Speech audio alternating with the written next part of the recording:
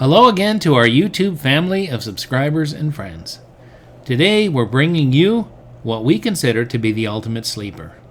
Unless you know what to look for, you'd be easily fooled that this is one of those basic transportation vehicles with just a set of custom wheels. But boy, you'd sure be wrong. Wait until you hear the story of this Jeep Cherokee Trackhawk, a very special vehicle indeed.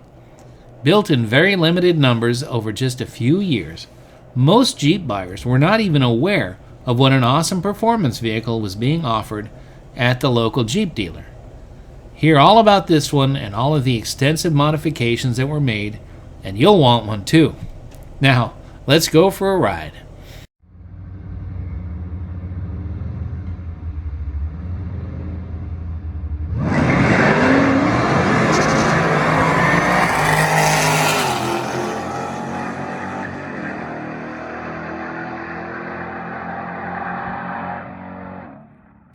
Hi, it's Bob Mars. I'm here today to chat a little bit about my 2018 Jeep Grand Cherokee Trackhawk and a little bit of the history of that car.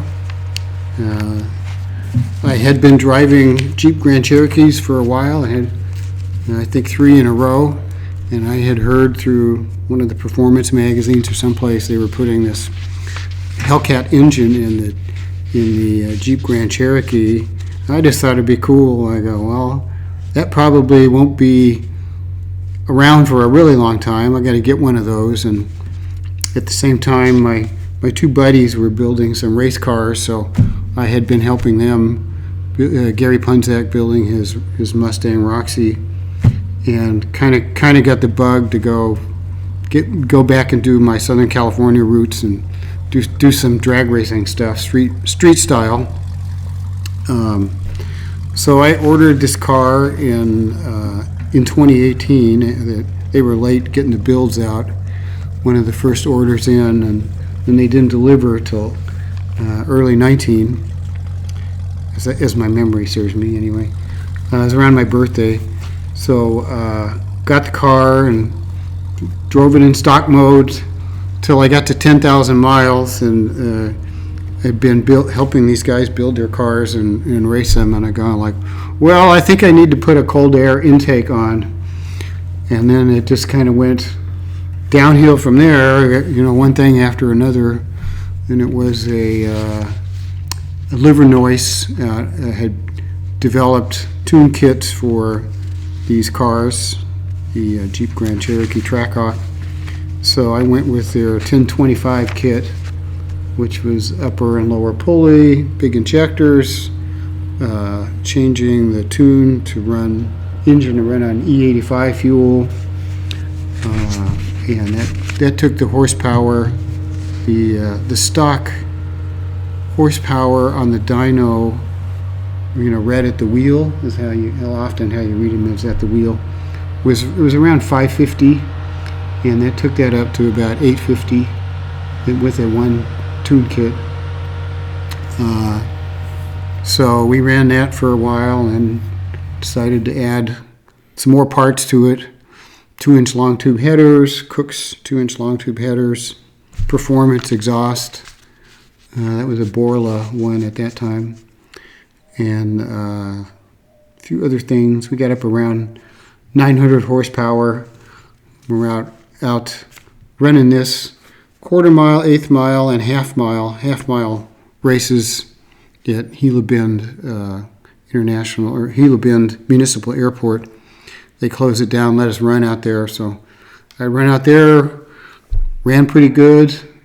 Went out there again to make some more record runs. I kept making record runs for a Jeep anyway, not for any car, but at least for a Jeep.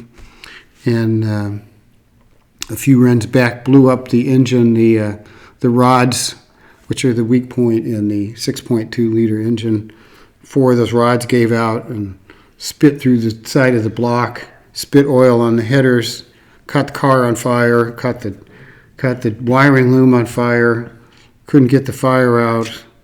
Anyway, finally got it out and got the car turned off and had to tow it home.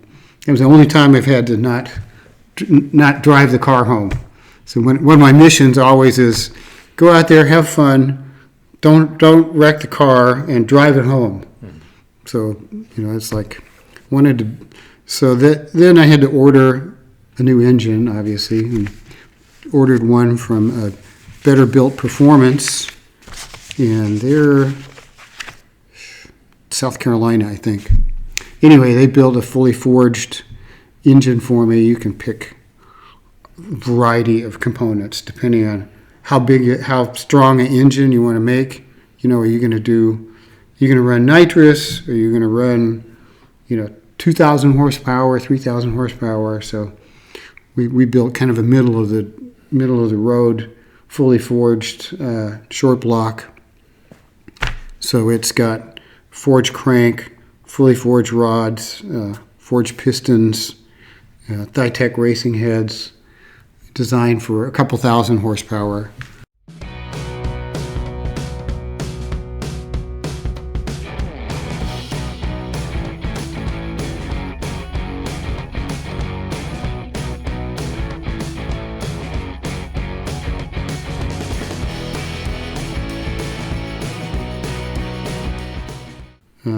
At the same time, we decided to rebuild the transmission, put stronger clutches in, beef up a couple of the components in there. It's actually a pretty strong transmission from the factory. It's their strongest, highest torque rated transmission that you can get. And we did the same thing with the transfer case. This is all-wheel drive, so transmission feeds the transfer case that feeds the front and rear diffs. So they replaced the clutches in those, one or two little components, and put in stronger axles in the back. They were the next weakest point. So G-Force Outlaw axles are their strongest racing axle.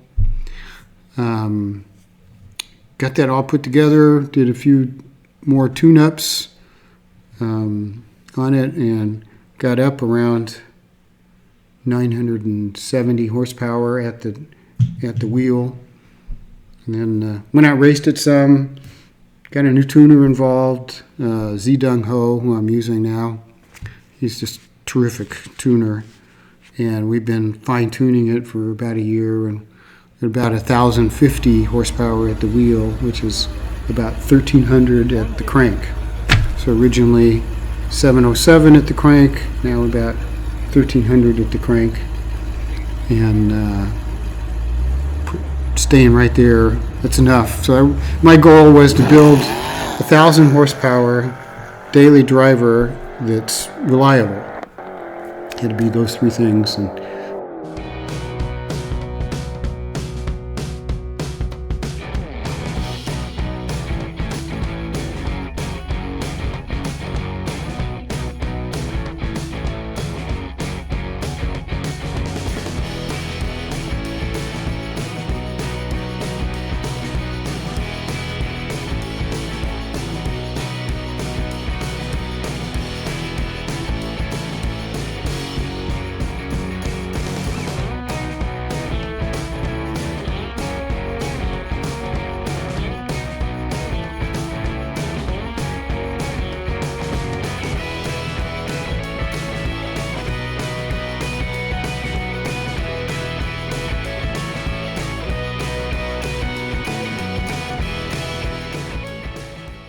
full interior, there's nothing stripped out. It's the factory luxury interior with the leather and everything. So it's a cool car just to drive around in. It's my daily driver. Now just a little shy of 54,000 miles on it since I bought it new.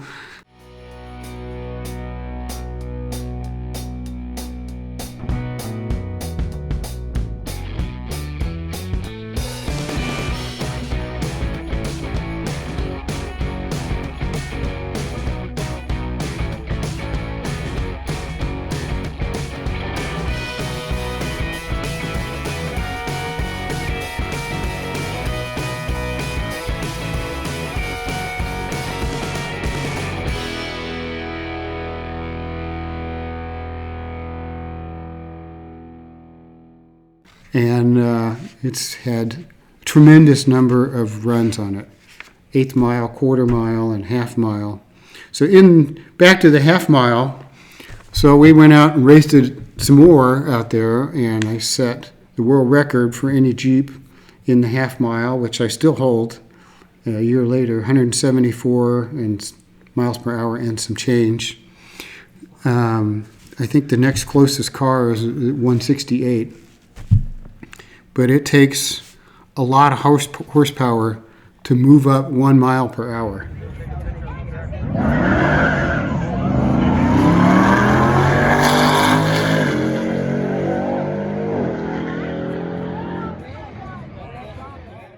I keep expecting somebody to come knock that number off, but so far it's been there.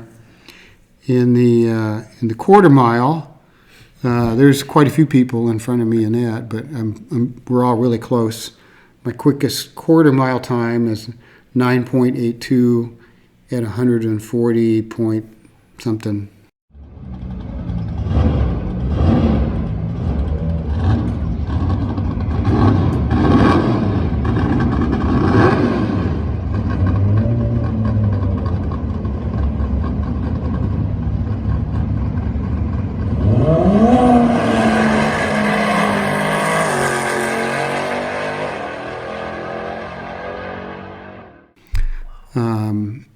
Quickest guy that is not on nitrous is around 9.72, so he's got about a tenth on me. So that's what I'm working on now, is I want to get that quickest non-nitrous version of this. If you put nitrous in it, I mean, that's another couple hundred horsepower, and then you start breaking stuff. So daily driver, I like to enter competitions where you have pure street class, pretty much pure street class, which means 300 tread wear tires. So kind of just a regular street tire, running in those classes, and run other cars that are in that same class. So the first one I ran was in Tucson.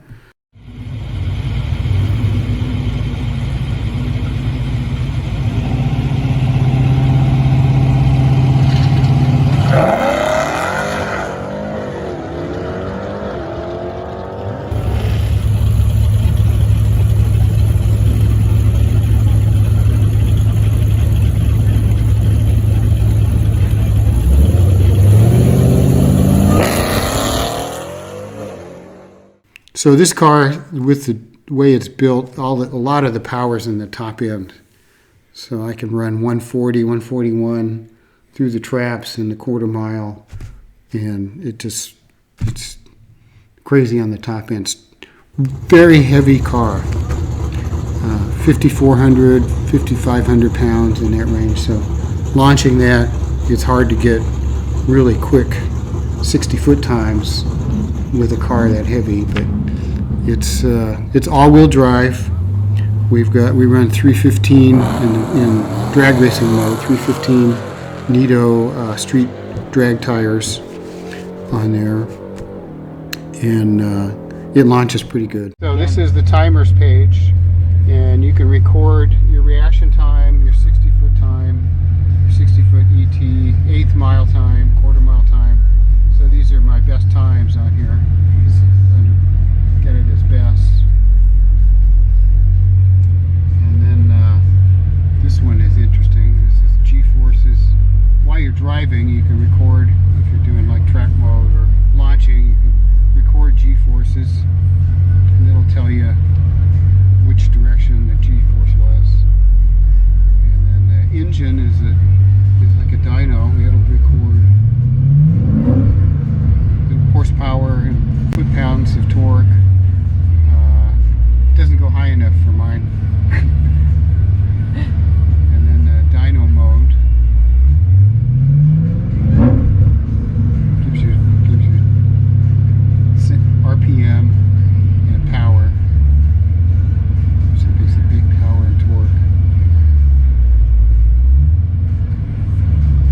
And then you can take a picture of what you want, put it on your memory stick. So you can go back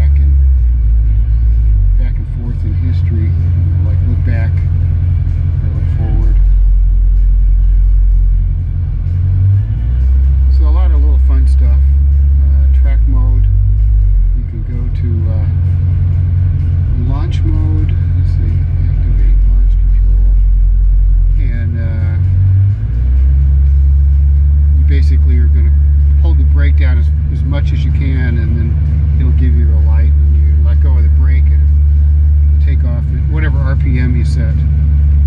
I actually don't like to use it. It's too complicated when you're racing. Just to go horse around, it's good. But, you could set the RPM at different.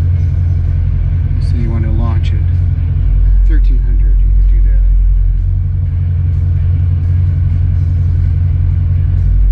It's pretty fun stuff.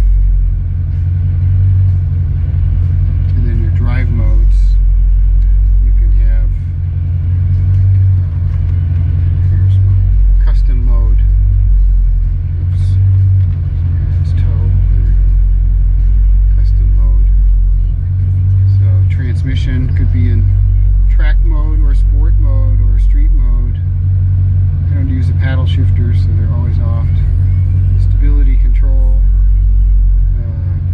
All-wheel drive sets the front and rear. What percent of the power goes front and what percent goes rear. In track mode, I have 30% up front and 70% to the rear. And suspension is how soft is the suspension, and then the steering obviously is how reactive is the steering.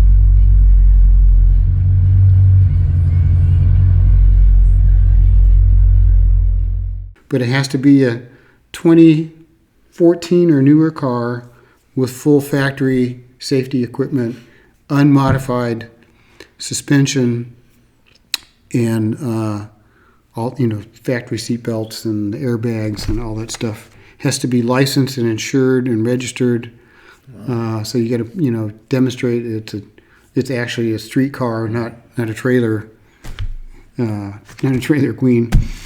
And so I was one of the first people to get licensed under street legal, and now I'm able to go down and run Friday night, or like this past weekend Friday night, and then in the Summit ET Series bracket races, run down in the 9s and not have to have the track yell at me about slowing down at the 1,000-foot mark. Thanks, Bob, for taking the time to share your impressive Trackhawk with our viewers today. What do you guys think of this one? Join us this next Thursday as we bring you a special episode about the Trackhawk package. It's really quite an interesting tale and will help familiarize you with these incredible SUVs.